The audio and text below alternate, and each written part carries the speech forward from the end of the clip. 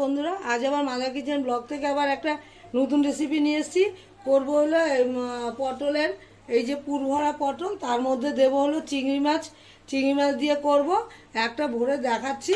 চিংড়ি মাছের সঙ্গে দেবো পোস্ত, নারকেল আর চালমগজ, লঙ্কা দিয়েছি, নুন হলুদ মিষ্টি আর একটু তেল দিয়েছি। দিয়ে ওইগুলি এই যে মাখিয়ে নিয়েছি, মাখিয়ে নিয়েছি।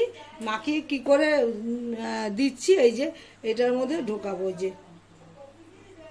এই যে চিংড়ি মাছ, এই যে চিংড়ি মাছ, এই যে বন্ধুরা, এই যে চিংড়ি মাছ দুটো করে দিয়েছি, বেশি আসবে না, দুটো করে দিয়ে আর পটলের ভেতরের শাঁসটা আমি ফেলে দিইনি, ওগুলি আবার মেখে দিয়েছি। আবার একটু পেঁয়াজও বেটে দিয়েছি, মানে পোস্তর সঙ্গে পেঁয়াজ বেটে দিয়েছি। দিয়ে এই যে ভরে তারপর ভেজে দেখাবো। এই যে আরেকটা চিংড়ি মাছ, এই যে চিংড়ি মাছ, এগুলি একদম সুন্দর করে একদম মেখে টেকে একটু পেঁয়াজ আমি দিয়েছি, আপনারা ইচ্ছা করলে নাও দিতে পারেন, অসুবিধা নেই তাতে।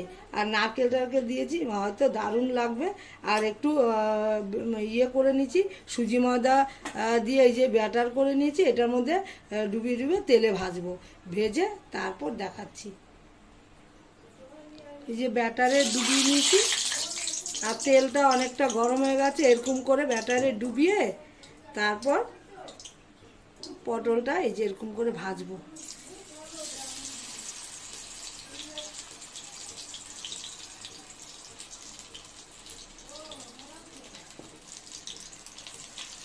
একদম আস্তে করে দিয়ে দিতে হবে, তারপর ভেজে নিয়ে দেখাচ্ছি।